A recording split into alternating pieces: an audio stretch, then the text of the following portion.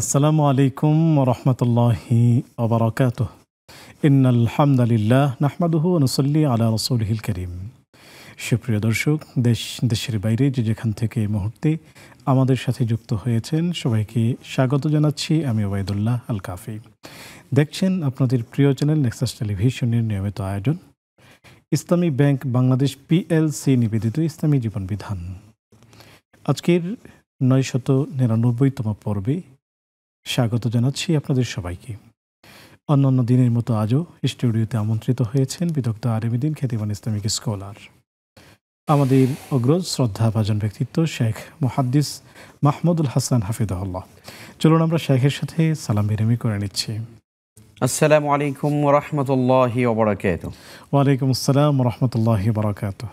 শেখ কেমন আছেন? আলহামদুলিল্লাহ, আপনি কেমন আছেন? আলহামদুলিল্লাহ শেখ, আজকে আমরা 999তম পর্বে আছি 999, এবং আগামীকালকে আল্লাহ তাআলার মেহেরবানিতে আমরা 1000তম পর্ব পূর্ণ করতে যাচ্ছি। এবং আগামীকালকের আয়োজনটি শেখ আপনার মাধ্যমে আমরা দর্শকদেরকেও জানিয়ে দিচ্ছি একই সাথে যে আগামীকালকের পর্বটি আমাদের বেশ জমজমাট এবং বাংলাদেশের বরেণ্য আলেমদ্বীনদেরকে নিয়ে হবে, এবং সেখানে বেশ অনেক উলামায়ে একরাম উপস্থিত থাকবেন ইনশাআল্লাহ তাআলা।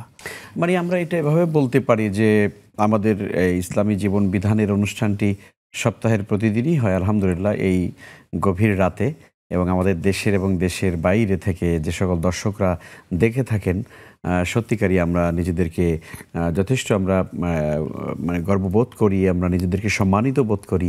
আমাদের দর্শকরা আমাদের অনুষ্ঠানের জন্য অপেক্ষা করেন। তো মজার ব্যাপার হলো যে আপনারা প্রতিদিনই দুজন সম্মানীয় শেখকে আপনারা দেখেন, প্রতিটা পর্বে আলাদা আলাদা ইন্ডিভিজুয়াল করে। আগামী পর্বটা হচ্ছে একটা আকর্ষণীয় পর্ব, যে সারা সপ্তাহে আপনারা ভিন্ন ভিন্ন করে যাদেরকে দেখেন আগামীকালকে একই অনুষ্ঠানে সবাইকে একসঙ্গে দেখবেন। এটার একটা মজা আলাদা, এটা একটা আলাদা একটা নিশ্চয়ই এটা আকর্ষণ হবে বলে আমি মনে করি। এবং একই সাথে সবাইকে আমরা আমন্ত্রণ জানাচ্ছি, এবং সবাইকে আমন্ত্রণ জানানো হয়েছে। তো কাজে আপনারা আগামীকালকে ইনশাআল্লাহ তারা সবাই এই অনুষ্ঠানে থাকবেন। শুকরিয়া, জাযাকুমুল্লাহু খাইরান। সুপ্রিয় দর্শক, শাইখের মাধ্যমে আমরা জেনে নিলাম আগামীকালকের পর্বটি হতে যাচ্ছে খুবই আকর্ষণীয়। সকল ইসলামিক স্কলারদেরকে নিয়ে আমরা খুব চমৎকারভাবে জমজমাটভাবে এটা শুরু করতে যাচ্ছি। সেই অনুষ্ঠানে আমরা থাকছি, আপনিও থাকবেন ইনশাআল্লাহ তাআলা। সুপ্রিয় দর্শক, আজকের এই আয়োজনে আমরা একটি চমৎকার বিষয় নিয়ে কথা বলবো, যে এমন একটি মসজিদকে নিয়ে আমরা কথা বলতে যাচ্ছি যে মসজিদকে কেন্দ্র করে মুসলিম জীবনচাকা আবর্তিত হয়, এবং যেই মসজিদের সাথে লেগে আছে আমাদের প্রাণ। আমরা দূরবাংলায় হাজার হাজার মাইল দূরে থেকেও যেই মসজিদকে আমরা আমাদের অন্তরে লালন করি, যেই মসজিদের সেই চর্চা আমরা অন্তরে করি, সেই মসজিদে নববীর ফজিলত এবং শ্রেষ্ঠত্ব, এটি নিয়ে কথা বলবেন। একই সাথে আজকের আয়োজনটি ফেসবুক এবং ইউটিউবে দেখানো হচ্ছে, সেখানে আপনারা মূল্যবান কমেন্টসের মাধ্যমে আমাদের সাথে থাকবেন। আর আজকের এই আয়োজনে আপনি যুক্ত হতে পারেন স্ক্রিনে দেখানো নাম্বারে। দেরি না করে আমাদেরকে কল করবেন। আমরা চলে যাচ্ছি শেখের কাছ থেকে এই গুরুত্বপূর্ণ বিষয়টি নিয়ে আলোচনা শোনার জন্য। মসজিদে নববী, নবীজি সাল্লাল্লাহু আলাইহি ওয়াসাল্লামের মসজিদ। চলুন আমরা শেখের কাছ থেকে জানি। শেখ, যদি বলতেন মসজিদে নববী সাল্লাল্লাহু আলাইহি ওয়াসাল্লামের কি ফজিলত এবং তাৎপর্য? আলহামদুলিল্লাহ ওয়াসসালাতু ওয়াসসালামু আলা রাসূলিল্লাহ ওয়া আলা আলিহি ওয়া সাহবিহি ওয়া মান ওয়ালাহ ওয়া বা'দ। পৃথিবীর এই ভূপৃষ্ঠের উপরে যে তিনটি মসজিদ মুসলিম উম্মার হৃদয়কে জুড়ে আছে, মুসলিম উম্মার হৃদয়কে পরিব্যাপ্ত করে আছে মায়া দিয়ে, ভালোবাসা দিয়ে, সেই তিনটি মসজিদের একটি মসজিদ হচ্ছে মসজিদ আন-নববী আশ-শরীফ। আমরা তিনটি মসজিদ সম্পর্কেই বলি। তিনটি হচ্ছে প্রথমত মসজিদুল হারাম, যেটিকে আমরা সহজে বাইতুল্লাহ বলি, এটি হচ্ছে 1 নম্বর অবস্থানে। দ্বিতীয় হচ্ছে মসজিদি হাজা, নবীজি বলেছেন আমার এই মসজিদ, তার মানে হচ্ছে মসজিদে নববী আশ-শরীফ, মসজিদে নববী যেটাকে আমরা বলি মদিনার মসজিদ। আর 3 নম্বরে হচ্ছে মসজিদে আকসা, যেটি বাইতুল মাকদিস, যেটি ফিলিস্তিনে বা প্যালেস্টাইনে অবস্থিত, এবং সেই মসজিদে আকসাকে কেন্দ্র করেই তো আজ গোটা পৃথিবীর মুসলিম উম্মার হৃদয় আহত অবস্থায় আছে, রক্তক্ষরণ হচ্ছে। সেখানে আমাদের মুসলিম ভাই বোনদের উপরে শতাব্দীর নয় বরং 1000 বছর ধরে মানবতার উপরে যে ধরনের জুলুম এবং অবর্ণনীয় নির্বিচারে হত্যাযজ্ঞ, যেটা আমরা দেখিনি, সেরকম হত্যাযজ্ঞ চলছে আমাদের মুসলিম ভাই বোনদের উপরে প্যালেস্টাইনেও। ভাইদের উপরে। তো কাজে সেটির অবমুক্ত হওয়া প্রয়োজন এবং পরিপূর্ণ পবিত্র জায়গাটি মুসলিমদের নিয়ন্ত্রণে থাকা প্রয়োজন। আর সেজন্য আমাদের মুসলিম মুজাহিদ ভাইরা তারা সংগ্রাম করছেন, জান মাল তারা উজাড় করে দিচ্ছেন, আর সেটির জন্য আমরা দোয়া করব। তো কাজেই 3টি মসজিদের পরিচয় হলো এই সংক্ষেপে। তো রাসূল সাল্লাল্লাহু আলাইহি ওয়াসাল্লামের যে মসজিদ সেটি হলো মসজিদে নববী শরীফ, যেটি পবিত্র মদিনা আল মুনাওয়ারাতে অবস্থিত। নবীজি সাল্লাল্লাহু আলাইহি ওয়াসাল্লাম মক্কা থেকে হিজরত করে মদিনায় গিয়েছেন। তিনি মদিনাতে মূল শহরে ইয়াসরিব নগরী যেটাকে বলা হয়, এই শহরে ঢুকবার আগে নবীজি প্রথমে তিনি কোবা পল্লীতে কুলসুম ইবনে হেদাম, যার বাড়িতে তিনি অবস্থান করেছিলেন, বনু আমর ইবনে সালেম ইবনে আমর সালেম বনু সালেম গোত্রে তিনি অবস্থান করেছিলেন। সেই জায়গাতে সর্বপ্রথম তিনি একটি মসজিদ নির্মাণ করেছিলেন। আমরা জানি সেইটা ঐতিহাসিক কোবা মসজিদ, এবং এই মসজিদ থেকে রাসূল সাল্লাল্লাহু আলাইহি ওয়াসাল্লাম প্রথম জুমার খুতবা তিনি দিয়েছেন। আউয়ালুমা আলকা রাসূলুল্লাহ সাল্লাল্লাহু আলাইহি ওয়াসাল্লাম খুতবাতাহু ফি হাযিল মসজিদ, এই মসজিদ থেকে রাসূল সর্বপ্রথম খুতবা দিয়েছেন। তো এরপরে তিনি মদিনার শহরে ঢুকে গেলেন। ঐতিহাসিকরা বলেছেন নবীজি এখানে 7 দিন অথবা 14 দিন বা 2 সপ্তাহের মতো বা কম বেশি হতে পারে, এরকম একটা সময় ছিলেন, এবং এর মধ্যে তিনি মসজিদ তৈরি করে ফেলেছেন। এরপরে তিনি চলে গেলেন মদিনাতে যাওয়ার পরে সেখানে দুজন এতিম বালকের এই জায়গাটি রাসূল সাল্লাল্লাহু আলাইহি ওয়াসাল্লাম তিনি এটা নিতে চাইলেন, ক্রয় করতে চাইলেন, কিন্তু এতিম বালকরা এসে বলল যে না, আমরা এটা হাদিয়া দিতে চাই, আমরা এটাকে দান করে দিতে চাই। নবী সাল্লাল্লাহু আলাইহি ওয়াসাল্লাম তখন বলেন যে না, তোমরা যেহেতু এতিম, দেখুন ইসলাম যে কত সুন্দর এবং রাসূল সাল্লাল্লাহু আলাইহি ওয়াসাল্লাম কত বিজ্ঞচিত, তিনি যে কত প্রজ্ঞাবান ছিলেন। আমরা হলে কি বলতাম, হ্যাঁ ঠিক আছে দাও, তোমরা হাদিয়া দিতে চাও, মাশাআল্লাহ খুব ভালো। হাদিয়া কেউ দিতে চাইলেও নেওয়া উচিত, দেখা উচিত এই ব্যক্তি হাদিয়া দেওয়ার মতো সামর্থ্য আছে কিনা। দেখুন, দুটো এতিম বালক রাসূলকে মসজিদে নববীর জায়গা ফ্রি দিয়ে দিতে চাইলেন। নবীজি সাল্লাল্লাহু আলাইহি ওয়াসাল্লাম তিনি বলেন না, আমরা এটা নিব না, ফিরে নিব না, যেহেতু তোমরা এতিম, সুতরাং তোমাদেরকে টাকা নিতে হবে, তোমাদেরকে মূল্য নিতে হবে।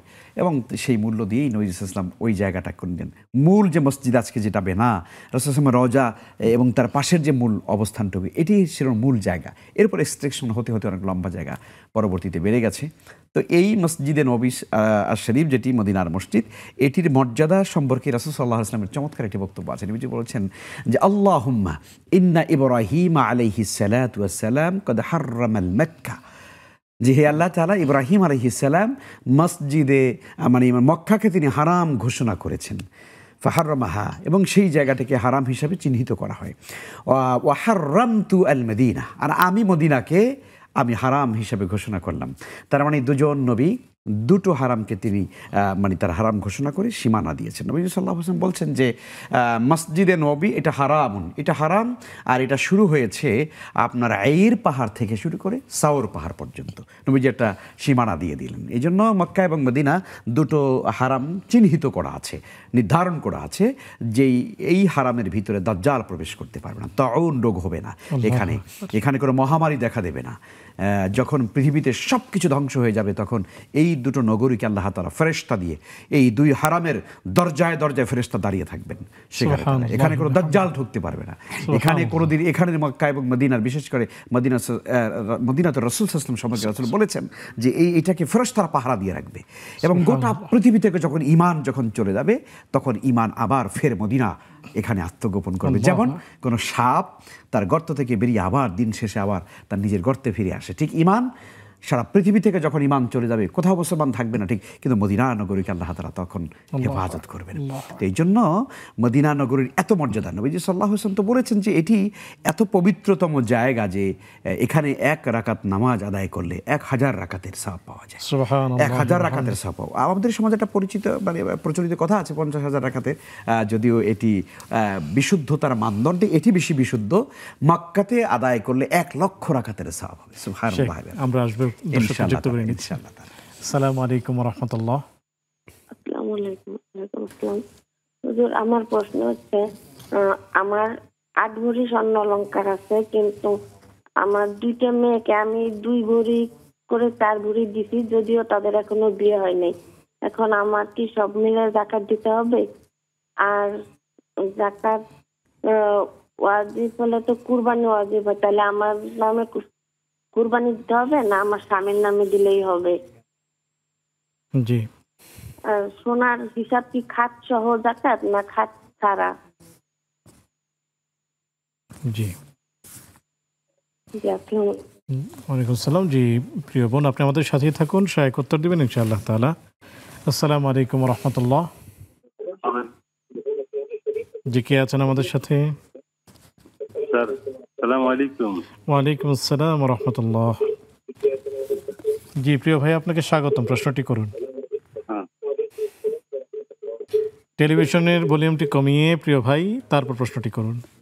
হ্যাঁ স্যার, আমার প্রশ্ন হলো, আমি গত রোজাতে উমরা হজ করে স্বামী স্ত্রী, হজ উমরা আগে না হজ আগে, এটা প্রশ্ন। আর আমার একটা দ্বিতীয় প্রশ্ন হলো, আমি 50 জন লোক খাটাই, শ্রমিক রাজমিস্ত্রি, আমি হেড, তাদের থেকে 10-20 টাকা থাকে, এটা কি হালাল হচ্ছে না হারাম হচ্ছে? আমি তাদের পরিশ্রমের সাথে সাথে টাকা পয়সা দিয়ে দিই, লাভ লস আমার, এটাই আমার প্রশ্ন স্যার। জি প্রিয় ভাই, আপনি আমাদের সাথেই থাকুন, শেখ উত্তর দিচ্ছেন ইনশাআল্লাহ তাআলা। শেখ, খুব চমৎকার আলোচনা আমরা শুনছিলাম। বলছিলেন আমরা আলোচনায় ফিরবো, তবে আমাদের একটি ভাই হাদিস বলে নেই, জি এটা আমরা পরে বলতে পারবো কিনা জানি না। রাসূল সাল্লাল্লাহু আলাইহি ইসলামের মসজিদে নববীর ভেতরে রয়েছে তার পবিত্র কবর মুবারক, আল্লাহ, যেটিকে আমরা আমাদের প্রচলিত ভাষায় রওজা বলি, বলতে অসুবিধা নেই। কবর বলা এটা সাহাবায়ে কেরাম বলতেন, এবং তার কবরের উপর এটা লেখা আছে, কবর নবী সাল্লাল্লাহু আলাইহি ওয়াসাল্লাম। এবং সেই জায়গার পাশেই রয়েছে একটি আকর্ষণীয় জায়গা, সেটি হচ্ছে নবীজি সাল্লাল্লাহু আলাইহি ওয়াসাল্লাম বলছেন, মা বাইনা বাইতি ওয়া মিম্বারি রাউদাতুম মিন রিয়াদিল জান্নাহ। আমার ঘর আর আমার মেম্বার এর মাঝখানের জায়গাটা হচ্ছে রিয়াজুল জান্নাহ। এই জন্য নবীজি সাল্লাল্লাহু আলাইহি ওয়াসাল্লামের যে কবর, যেটা এটি আম্মা জান আয়েশা রাদিয়াল্লাহু আনহা ওয়া আরদাহা, তার ঘর এটা। এই ঘরেই নবীজির কবর মোবারক হয়েছে, তার রওজা মোবারক, যেখানে আমরা গিয়ে সালাম করি। এই রওজা মোবারকের পাশের যে জায়গাটা মেম্বারের, এই জায়গাটা, এটাই হচ্ছে রিয়াজুল জান্নাহ। এবং নবীজি সাল্লাল্লাহু আলাইহি ওয়াসাল্লাম বলেছেন যে হাউদি আলা মেম্বারি, অর্থাৎ আমার হাউজ হবে আমার মেম্বারের এই জায়গাটাতে। আল্লাহ আল্লাহু আকবার। আপনি দেখুন প্রিয় দর্শক, আমি কেন বলছি হাদিসটা, এই জন্য বলছি যে কাল কিয়ামতের ময়দানে যখন কিয়ামত সংগঠিত হবে, তখন আমাদের প্রত্যেকেরই দুটো জিনিস খুব জরুরি হবে, খুব জরুরি হবে। একটা হলো আমরা হাউজে কাউসার জরুরি হবে, হাসরের ময়দানে একটা দিন হবে 50,000 বছরের সমান। তো এই অগণিত সময় আমাদেরকে হাসরের ময়দানে দাঁড়িয়ে থাকতে হবে, পিপাসার্ত হয়ে যাবে হাসরবাসী, তখন পানির দরকার হবে, যেটা হাউজে কাউসার নামক এই জায়গা থেকে রাসূল সাল্লাল্লাহু আলাইহি ওয়াসাল্লাম তার নেতৃত্বে এই পানি তিনি বিতরণ করবেন। সেটি কিন্তু বসবে রাসূলের মেম্বারেরই, যে অর্থাৎ রাসূল বলছেন যে আমার মেম্বারটা হাউজের উপরে, সুবহানাল্লাহ, মেম্বারি আলা হাউজি, সুবহানাল্লাহ, হাউজে কাউসারের উপরে আমার মেম্বার, সুবহানাল্লাহ। এবং ওই জায়গার উপরে কিন্তু এখনো মেম্বার আছে, আপনারা যারা যাবেন তারা দেখবেন। আল্লাহু আকবার, সবাইকে আল্লাহ যাওয়ার তৌফিক দেন। আমিন ইয়া রাব্বাল আলামিন। কাল কিয়ামতের ময়দানে আমরা হাউজে কাউসার খুঁজবো, আজ দুনিয়াতে থাকতেই যেন আমরা সেই হাউজের জায়গাটা দেখে নিতে পারি। আল্লাহু আকবার। তো কাজী নবীজি বলেছেন যে এটা হলো সেই হাউজে কাউসার, এইটা একটা জিনিস আমরা খুঁজবো কাল কিয়ামতের দিন। আর একটা যে রাসূলের শাফাআত আমরা খুঁজবো। সেই কারণে এই রিয়াদুল জান্নাহ নামক এই জায়গাটাতে আমাদের ঢোকা উচিত, এখানে 2 রাকাত নামাজ পড়া উচিত, রাসূলের মেম্বারটা দেখা উচিত, এবং সেখানে গিয়ে দোয়া করলে আল্লাহ তাআলা দোয়া কবুল করেন। আর আমরা বিশ্বাস করি এই জান্নাতের টুকরা, নবীজি বলেছেন। তো কাজে এই টুকরাটা, এই জায়গাটা কাল কিয়ামতেও জান্নাতের ভেতরে থাকবে। তো আল্লাহর কাছে এই নিয়ত করুন যে আল্লাহ, দুনিয়াতে বসে যখন তোমার জান্নাতে ঢুকিয়ে গেছি, তোমার জান্নাতে ঢোকার তৌফিক যেহেতু দিয়েছো আল্লাহ, আমাকে তুমি জান্নাত থেকে আর বের করে দিও না। এই নিয়ত করে আপনারা মদিনা যাবেন। মদিনা সংক্রান্ত আর অনেক সুন্দর সুন্দর কথা আছে। আমরা আসবো, একজন দর্শক অপেক্ষা করছেন। আসসালামু আলাইকুম ওয়া রাহমাতুল্লাহ। আসসালামু আলাইকুম।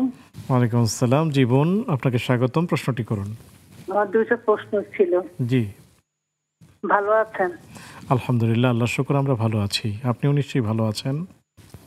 প্রথম প্রশ্ন হলো, ওই যে মাগরিব আর ফজরে 3 বা 7 বার দুরূদ পড়ে, ওটা নাকি বেদায়েত। এখন আমার প্রশ্ন, কিভাবে কতবার দুরূদ পড়লে বেদায়েত হবে না? এই এক। আর 2 নাম্বার হলো, আমার শরীরটা সবসময় অসুস্থ থাকে, আমি সবসময় আল্লাহর কাছে বলি, আল্লাহ আমাকে তুমি সুস্থ রাখো, সুস্থ রাখো, কিন্তু আমার মানে সবসময় একটা পাশটা লেগেই থাকে। এর কারণ কি? আল্লাহ আমাকে পছন্দ করে না, কি ভালোবাসে না, নাকি শাস্তি দিতেছে, কোনটা? এইটা। আর 3 নাম্বার হলো, মাননীয় শেখের কাছে আমি দোয়া চাই, উনি আমার জন্য যেন একটু খাস করে দোয়া করেন। জি, আমরা সবাই দোয়া করছি আপনার জন্য। আল্লাহ তাআলা যেন আপনাকে সিহহাতে কামেলা আজলা নসিব ফরমান, এবং আপনার নেক মাকাসিদগুলো যেন আল্লাহ তাআলা পূরণ করে দেন। সুপ্রিয় দর্শক, দেখছেন আপনাদের প্রিয় আয়োজন ইসলামী জীবন বিধান, নিবেদক ইসলামী ব্যাংক বাংলাদেশ পিএলসি। সময় হলো একটি বিজ্ঞাপন বিরতিতে যাবার, ফিরছি একটু পর, আমাদের সাথেই থাকুন।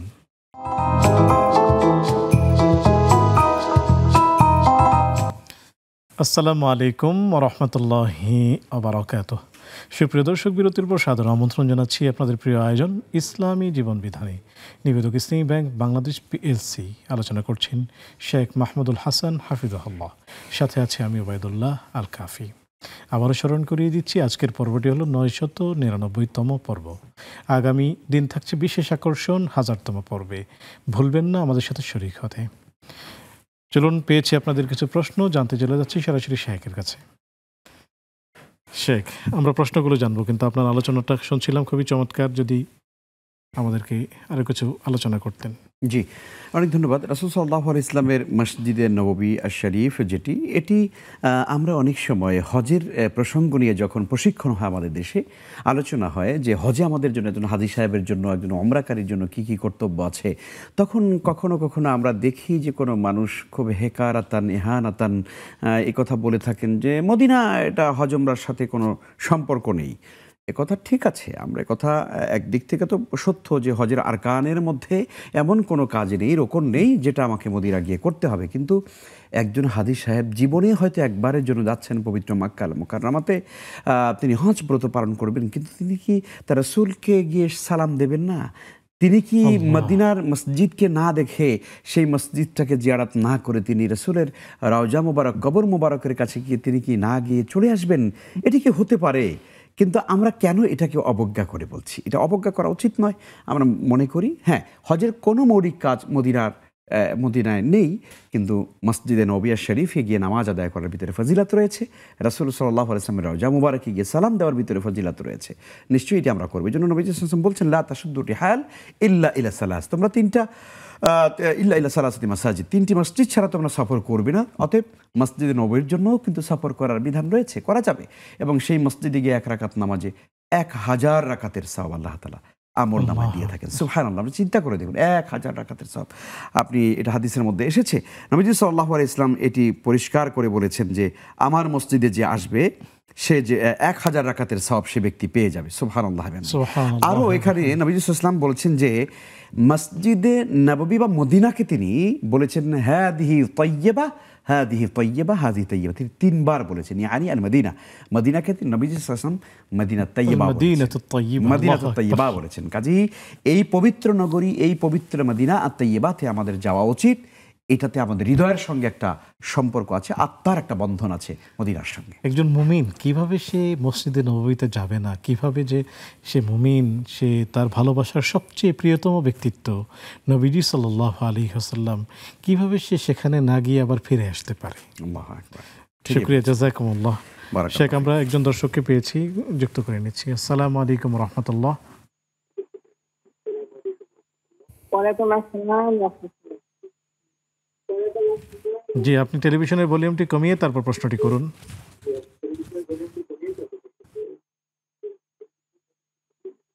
জি প্রিয় বোন, দ্রুত করুন। আচ্ছা, হ্যাঁ, আচ্ছা, মৃত ব্যক্তির নামে কি জিনিস সৎকা করলে ভালো হবে আর কি? মৃত ব্যক্তির নামে কি কি জিনিস সৎকা করলে ভালো হবে, আর মৃত ব্যক্তির নামে কুরবানি করা যাবে কিনা? কি করা যাবে?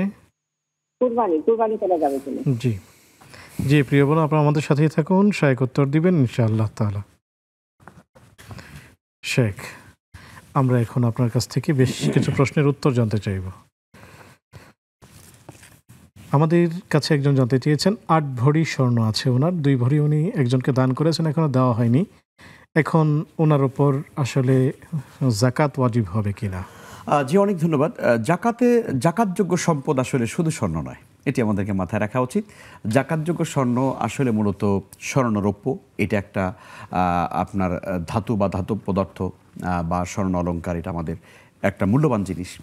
এর সঙ্গে আছে নগদ টাকা, তার সঙ্গে আছে আপনার ব্যবসায়িক পণ্য, তার সঙ্গে আপনার আছে হলো আপনার জমিন থেকে উৎপাদিত ফসল, তাই না? তো এই সব কিছু মিলে আসলে মূলত আমাদেরকে জাকাত দিতে হয়। তো কাজে আপনি শুধুমাত্র স্বর্ণ আছে 8 ভরি, আপনার কি নগদ কোনো ক্যাশ নাই?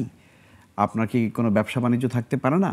থাকতে পারে। তো সব কিছু মিলে জাকাত আমাদেরকে কাউন্ট করতে হয়, হিসাব করতে হয়। তো সেক্ষেত্রে আপনার 8 ভরি স্বর্ণ আপনি 2 ভরি দিয়েও দিলেন, অসুবিধা নেই। 6 ভরি ধরলেন, আপনার ব্যাংকে হয়তো 5 লাখ টাকা আছে, আপনার হয়তো আপনার কিছু ব্যবসায়িক পণ্য আছে, তাই না?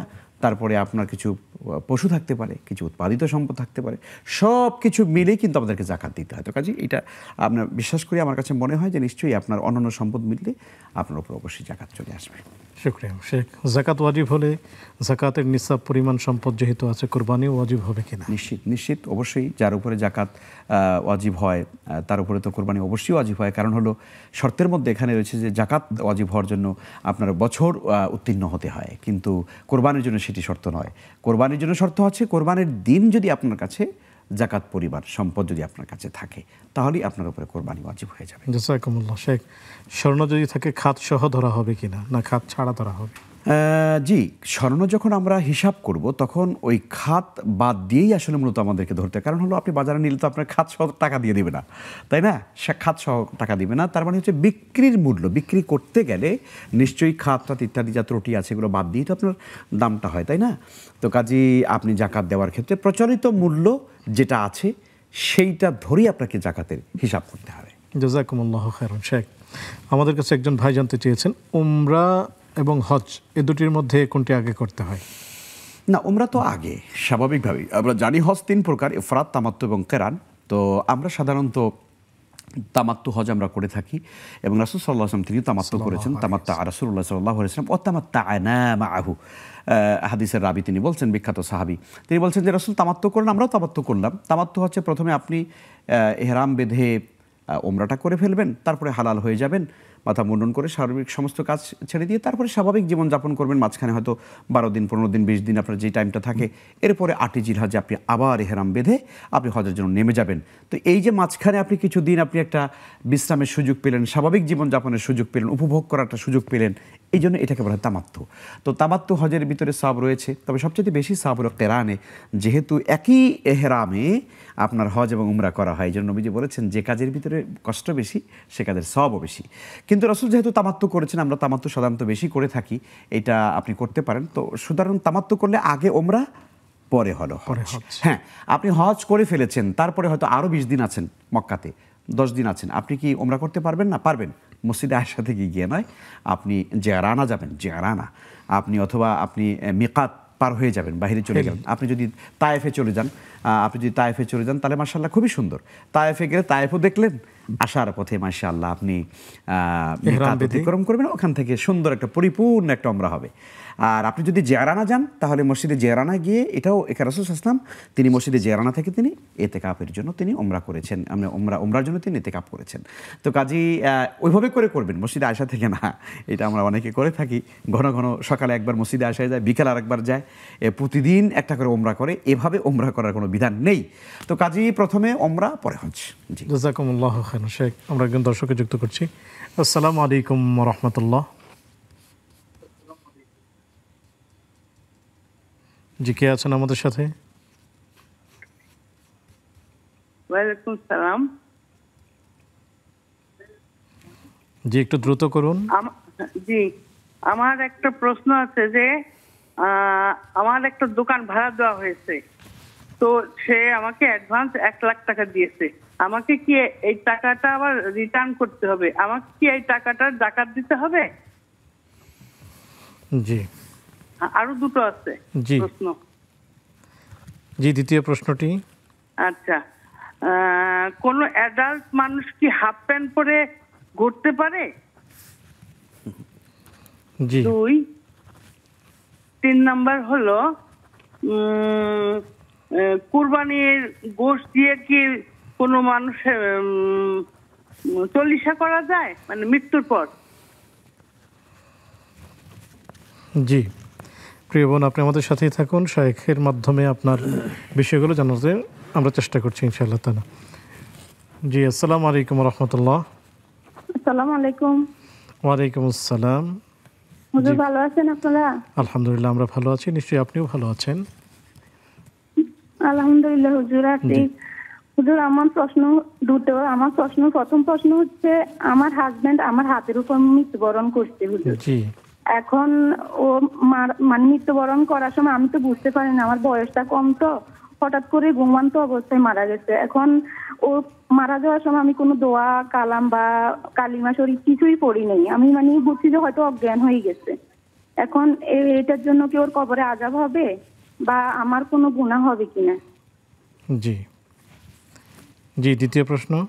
দ্বিতীয় প্রশ্ন হচ্ছে, আমার স্বামী মারা মানে স্বামী মারা যাইলে মহিলারা নাকি সাদা কাপড় পরতে হয় বা নাক ফুল কানে দুল এগুলো খুলে ফেলতে হয়। এখন আমি মানে নিজেকে বিশ্বাস করতে পারতেছি না ও যে মারা গেছে। এখন আমি এগুলা কিছুই পালন করি নাই হুজুর। এখন এটা কি আমার মানে স্বামীর কোনো কবরে আযাব হবে কিনা বা ওর কোনো কবরে ক্ষতি হবে কিনা, এটা একটু জানার জন্য। জি প্রিয় বোন, আপনি আমাদের সাথেই থাকুন। শাইখের মাধ্যমে আমরা আপনাদের বিষয়গুলো জানানোর চেষ্টা করছি। সুপ্রিয় দর্শক, দেখছেন আপনাদের প্রিয় আয়োজন ইসলামী জীবন বিধান, নিবেদক ইসলামী ব্যাংক বাংলাদেশ পিএলসি। সময় হলো আরও একটি বিজ্ঞাপন বিরতিতে যাবার, ফিরছি একটু পর, আমাদের সাথেই থাকুন।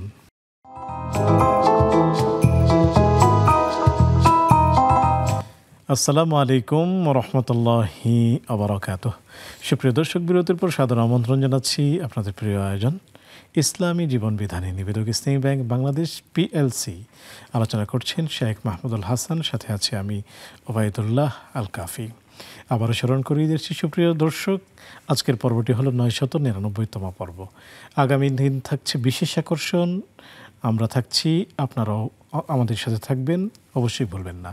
সুপ্রিয় দর্শক, আমরা আপনাদের বেশ কিছু প্রশ্ন পেয়েছি, জানতে চলে যাচ্ছি সরাসরি শেখের কাছে। শেখ, আমাদের কাছে একজন জানতে চেয়েছেন যে 50 জন লোক ওনার অধীনে কাজ করে, তো তাদেরকে দিন শেষে পাওনা বুঝিয়ে দেন, কিন্তু সেখান থেকে হয়তো 10 টাকা 20 টাকা করে থেকে যায়। সেটি যদি উনি নেন, সেটি কি ওনার জন্য জায়েজ হবে কিনা? না, জায়েজ হবে না। এ কারণে যে আসলে পাওনাটা আপনার নয়, এটা যেহেতু আপনার মাধ্যমে অন্যদের কাছে এই পাওনাটা যাচ্ছে, কাজে এটা তাদেরকেই হস্তান্তর করা উচিত। তবে হ্যাঁ, যদি সেটা একেবারেই মামুলি সামান্য কিছু হয়, 10-20 টাকা, যেটার উপরে মানুষের বড় কোনো দাবি থাকে না, সেটি আপনি হয়তো নিতে পারেন। তবে এটা না নেওয়াটাই আপনার তাকওয়ার পরিচয় হবে। জাযাকুমুল্লাহু খায়রান। শেখ, আমাদের কাছে একজন দর্শক জানতে চেয়েছেন যে মাগরিবের নামাজের পরে 3 বার অথবা 7 বার দুরূদ শরীফ পড়া কেউ বলেছেন বিদআত। আসলে এই ব্যাপারে আপনি কি বলবেন? না, এ ধরনের কোনো বক্তব্য নেই। কে বলছে বেদাত? কেন বেদাত হবে? দরুদ শরীফের আমল অবশ্যই আপনি ফরজ সালাতের পরে পড়তে পারেন। সেটা আপনার 3 বার 5 বার 7 বার আপনার যতটুকু আপনার পক্ষে সম্ভব আপনি পড়তে পারবেন। এটা কখনোই বেদাত হবে না। জি, জাযাকুমুল্লাহু খায়রান। শেখ, আমাদের এই বোনের একের পর এক রোগ লেগেই থাকে, এমন উনি আফসোস করে বলছেন, তাহলে কি আমি খুবই গুনাহগার, আল্লাহ কি আমাকে একেবারেই অপছন্দ করছেন? একের পর এক রোগ লেগেই আছে, যদি বলতেন এই ব্যাপারে। না, কারো রোগ দিলে আল্লাহ তাআলা তাকে অপছন্দ করেন এবং তার কোনো পাপের কারণে হচ্ছে, এটা মনে করার কোনো কারণ নেই। আল্লাহ তাআলা আসলে যাকে পছন্দ করেন, বরং তাকে নানান রকমের বিপদ আপদ দিয়ে, মুসিবত দিয়ে আল্লাহ পরীক্ষা করেন। আল্লাহ বলছেন, ওয়ালানাবলুওয়ান্নাকুম বিশাইইম মিনাল খাউফ ওয়াল জু'i ওয়া নাকসিম মিনাল আমওয়ালি ওয়াল আনফুসি ওয়াস সামারাতি ওয়া বাশশিরিস সাবিরিন। আমি অবশ্যই তোমাদেরকে পরীক্ষা করব, কিছু ক্ষুধা, কিছু ভয়, কিছু দারিদ্রতা, জানমালের ক্ষয়ক্ষতি, ফল ফসলের ক্ষয়ক্ষতি, নানানভাবে সংকট দিয়ে, মুসিবত দিয়ে তোমাদেরকে পরীক্ষা করব। হে নবী, এই কঠিন মুসিবতের সময় যারা সবর করবে, আপনি তাদেরকে সুসংবাদ দান করুন। তো কাজেই আপনার উপরে বিপদ আসছে, আর সে কারণে আপনি আল্লাহকে বেশি স্মরণ করছেন, তো কাজেই এটা অবশ্যই আপনার জন্য ভালো। আর আল্লাহ তাআলা যখন কোনো মানুষকে বিপদ দেন, তখন তার এই বিপদের বিনিময়ে, কোনো অসুস্থতার বিনিময়ে আল্লাহ তাআলা তার গুনাহগুলো মাফ করে দেন। এসছে যে একজন মানুষের যদি জ্বর হয়, তাহলে তার গুনাহগুলো ঝরে যায়। এমনকি শুধু তাই নয়, একজন রাসূল বলছেন যে একটি মানুষের পায়ের ভিতর যদি কাঁটাও যদি ফুটে, তাহলে তার বিনিময়ে আল্লাহ তাকে কি করেন? গুনাহ মাফ করেন।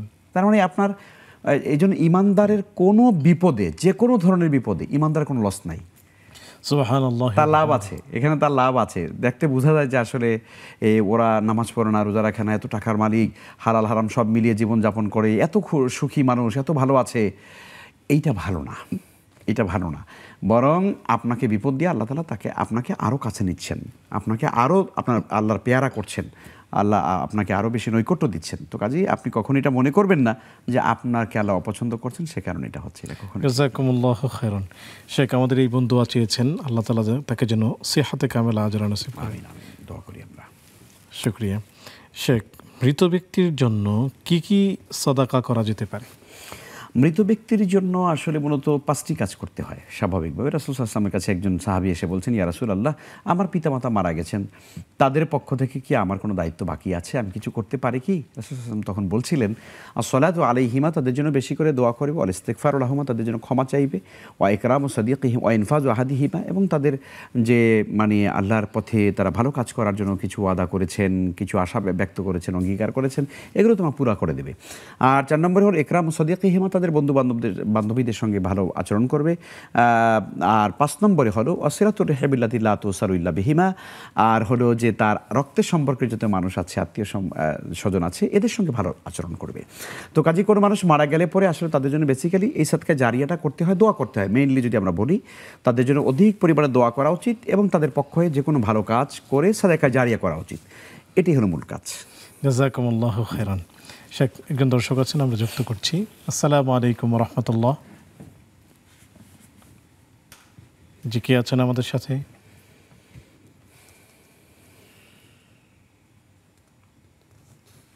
শেখ, আমরা পাচ্ছি না। আসসালামু আলাইকুম ওয়া রাহমাতুল্লাহ। ওয়ালাইকুম আসসালাম ওয়া রাহমাতুল্লাহি ওয়া বারাকাতুহু। হুজুর, আমি প্রশ্ন করতে, তিনটা না, একটাই প্রশ্ন, 3টা অংশ। সেটা হচ্ছে আপনার ওই যে বলে ফজরের নামাজের পরে, সূর্যোদয়ের পরে তো আমরা ইশরাকের নামাজ পড়ি। জি, ইশরাকের নামাজ কি 2 রাকাত পড়বো না 4 রাকাত পড়বো? আর চাষের নামাজটা ঠিক কখন পড়তে হয়? আর দিনের নামাজটা তো মাগরিবের পরে, মানে 3 রাকাত করে 6 রাকাত। আর এগুলোর ফজিলতটা একটু জানতে চাচ্ছিলাম। জি প্রিয় ভাই, আপনি আমাদের সাথেই থাকুন, শায়েখ উত্তর দিবেন ইনশাআল্লাহ তাআলা। শেখ, আমরা আপনার কাছে জানতে চাইব, মৃত ব্যক্তির জন্য কোরবানি করা যাবে কি না? যাবে। মৃত ব্যক্তির জন্য যে কোনো নেকামল করা যায়, অতএব কোরবানি এটা একটা নেকামল, এটা মৃত ব্যক্তিদের পক্ষ থেকে করা যাবে। তবে হ্যাঁ, তার জন্য করা ওয়াজিব নয়, এটা নফল হবে। আর যারা দুনিয়াতে বেঁচে আছেন তাদের উপরে কোরবানি ওয়াজিব হলে সেটি করা আগে জরুরি। এমন যেন না হয় যে নিজের কোরবানি বাদ দিয়ে আমরা মৃত বাবা মার নামে কোরবানি করছি, সেটি কখনোই করা উচিত নয়। কারণ মৃত মানুষের পক্ষ থেকে কোরবানি করা এটা নফল, আর যারা পৃথিবীতে বেঁচে আছেন তাদের উপরে কোরবানি করা সামর্থ্য থাকলে ওয়াজিব। কাজে নিজেরটা আগে করা, তারপরে নফলটা করা। জাযাকুমুল্লাহু খাইরান।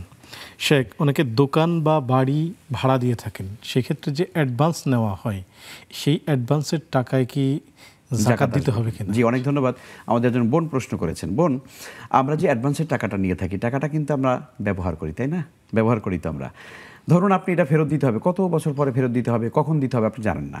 ধরুন 5 বছর 10 বছরের জন্য আপনি একটা দোকান ভাড়া দিলেন, তো আপনি অ্যাডভান্সটা নিয়েছেন, এটা কিন্তু আপনি ব্যবহার করবেন। মানে আপনার অর্জিত অন্য সকল সম্পদের সঙ্গে কিন্তু এটা মিশে গেছে। তো কাজে অবশ্যই আপনাকে এই টাকাটার মালিক আপনি, এটাকে আপনার জাকাতের আওতায় হিসাবের মধ্যে চলে আসবে, এটাকে আপনার জাকাত দিতে হবে। জি, জাযাকুমুল্লাহু খাইরান। শেখ, একজন দর্শক যুক্ত হয়েছেন। আসসালামু আলাইকুম ওয়া রাহমাতুল্লাহ। ওয়ালাইকুম সালাম ওয়া রাহমাতুল্লাহ। জি প্রিয় ভাই, আপনাকে স্বাগতম, প্রশ্নটি করুন। আমার প্রশ্ন হলো, টুপি মাথায় দেওয়ার সুন্নত তরিকা কি? হ্যাঁ, এগুলো এক। আর নামাজ পড়ার সময় টুপি অথবা রুমাল যদি সিজদা দেওয়ার সময় যদি সামনে পড়ে যায়, তাহলে নামাজ হবে কিনা? জি প্রিয় ভাই, আপনি আমাদের সাথেই থাকুন, শায়েখ উত্তর দিচ্ছেন ইনশাআল্লাহ তাআলা। শেখ, আমরা আপনার কাছে জানতে চাইব, কোনো ব্যক্তি যদি, বয়স্ক ব্যক্তি, সে যদি মানে হাফ প্যান্ট পরে ঘুরে, আসলে এটা কি তার জন্য উচিত? জায়েজ নেই, হারাম, এটা কবিরা গুনাহ। কারণ হচ্ছে কি, একজন পুরুষ মানুষ সে যদি প্রাপ্তবয়স্ক হয়ে যায়, তাহলে অবশ্যই তার জন্য একটা ফরজ আছে, নির্ধারিত একটা ফরজ আছে, তাকে ঢেকে রাখতে হয়, তাই না? সেটি হলো একজন পুরুষের জন্য নাভি থেকে হাঁটুর নিচ পর্যন্ত, হাঁটু সহ, হাঁটু পর্যন্ত না, হাঁটু সহ, হাঁটুর নিচ পর্যন্ত। তো কাজে অবশ্যই এটা ঢেকে রাখা একজন পুরুষের জন্য এটা ফরজ, এটা তার সতরের আওতায় পড়ে।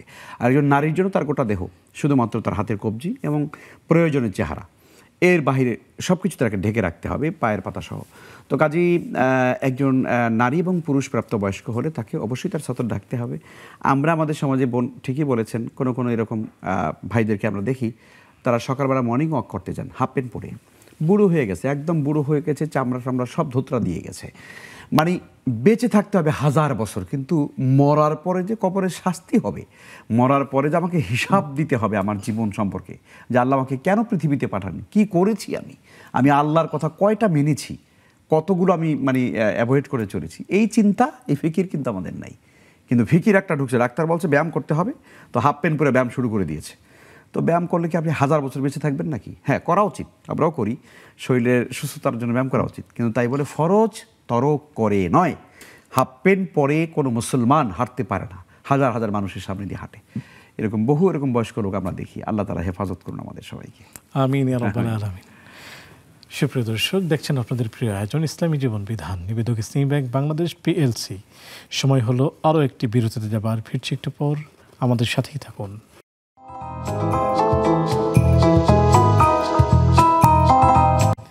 আসসালামু আলাইকুম রহমতুল্লাহি ওয়াবারাকাতুহু।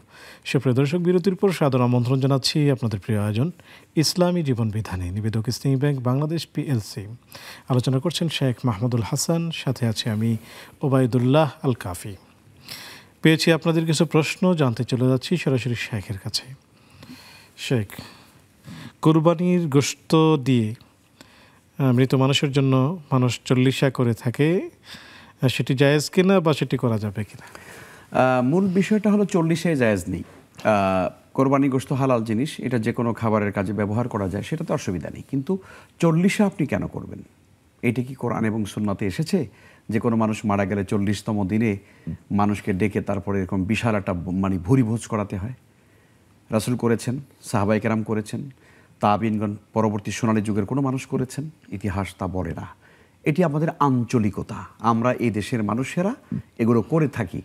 তো যা কোরআন এবং হাদিসে নেই, সুন্নায় নেই, সেটা সওয়াব মনে করে, ইবাদত মনে করে, কোনো কল্যাণ মনে করে সে কাজ করার কোনো সুযোগ ইসলাম দেয়নি। কাজেই আপনি 40 করতে পারবেন না। স্বাভাবিকভাবে মানুষকে খাওয়ার দেন, অসুবিধা নেই, এতিমদেরকে খাওয়ান, সেটা যে কোনো দিন খাওয়ানো যেতে পারে, যে কোনো সময় খাওয়ানো যেতে পারে, মানুষদেরকে কাপড় দিতে পারেন, টাকা দিতে পারেন, যে কোনো মানে জনকল্যাণমূলক কাজে আপনি অর্থ ব্যয় করতে পারেন, সাদাকা জারিয়া করতে পারেন, কোনো অসুবিধা নেই। কিন্তু ঠিক 40তম দিনেই 40 করতে হয়, 3 দিনের সময় 3 দিনা করতে হয়, এটা কোরআন এবং সুন্নাহর কোথাও প্রমাণিত হয়নি। কাজেই কোরবানির গোশত দিয়ে 40 করা যাবে না। জি, জাযাকুমুল্লাহু খায়রান। শেখ, নিজের স্বামী নিজের হাতেই নিজের কোলে মারা গিয়েছেন, তিনি বুঝতে পারেননি, মনে করেছেন বেহুশ হয়েছে, এজন্য তিনি আসলে কোনো দোয়াই পড়তে পারেননি, এজন্য কি ওনার কোনো গুনাহ হয়েছে? না, কোনো গুনাহ হবে না ইনশাআল্লাহ তাআলা। আপনার স্বামীর জন্য আপনি এখন দোয়া করতে থাকুন, আর আল্লাহ তাআলা তাকে কবুল করবেন যদি তার ঈমান এবং আমল যদি ভালো থাকে। ইনশাআল্লাহ তাআলা যে অবস্থায় তিনি মৃত্যুবরণ করেন না কেন, আল্লাহ তাআলা তাকে মুক্তি দেবেন এবং তাকে কবুল করবেন। বাকি আপনার তো আসলে সাধ্যের বাহিরে কিছু করবার নেই, আপনি বুঝতে পারেননি, বুঝতে পারলে হয়তো নিশ্চয়ই আপনি হয়তো অনেক কিছু করতেন, দোয়া করতেন বা তাকে কালেমা তালকিন করার চেষ্টা করতেন, তো সেটা হয়নি, অসুবিধা নেই। বাকি এখন আপনি আল্লাহর কাছে বেশি বেশি দোয়া করুন। জাযাকুমুল্লাহ। স্বামী মারা গেলে ইদ্যত পালন করতে হয় বা সুখ পালন করতে হয়, উনি আসলে এগুলো জানতেন না, এই জন্য অনেকেই বলেছেন সাদা কাপড় পরে থাকতে হবে, হাতের গহনাগুলো খুলে রাখতে হবে, উনি আসলে কোনোটিই করেননি, এই জন্য কি ওনার কোনো গুনাহ হয়েছে? অনেক ধন্যবাদ। স্বামী মারা গেলে ইদ্যত পালন করতে হয়। ইদ্যতের মুদ্দত হলো, সময়সীমা হলো 4 মাস 10 দিন। 4 মাস 10 দিন, তো কাজেই আপনাকে এই 4 মাস 10 দিন ইদ্যত পালন করতে হবে। এখন আপনি করতে পারেন না, আমরা জানি না, হয়তো মেয়াদ চলে গেছে, হয়তো আপনি প্রশ্ন হয়তো করছেন, এখন হয়তো আপনার সেই সময়টা নাই, যেটা হয়ে গেছে ইল্লা মাকাত সালাব, আল্লাহ হয়তো ক্ষমা করে দিবেন। তবে আপনাদের জানা দরকার এই 4 মাস 10 দিন স্বাভাবিকভাবে চলাফেরা করা, মানে এখানে আমাদের একটা ট্র্যাডিশন আছে আবার গ্রামে, সেটা হলো যে সাদা কাপড় পরে থাকতে হবে, কারোর সাথে কথা বলা যাবে না, ঘর থেকে বেরোতে যাবে না, ইত্যাদি ইত্যাদি। এগুলো আসলে কোরআন এবং সুন্নায় নেই।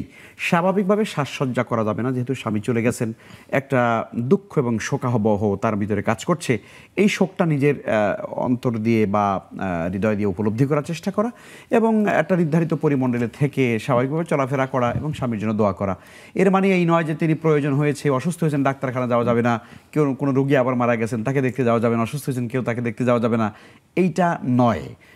উনি ওনার স্বাভাবিক যে প্রয়োজনীয় যে জীবনযাপনের জন্য যা কিছু দরকার সেটা করতে পারবে, কিন্তু উনি মানসিকভাবে একটু শোকাহত থাকবেন, আর পোশাক আশাকের ভিতরে অতিরঞ্জন করবেন না, সাজসজ্জা করবেন না। শুকরিয়া, জাযাকুমুল্লাহ।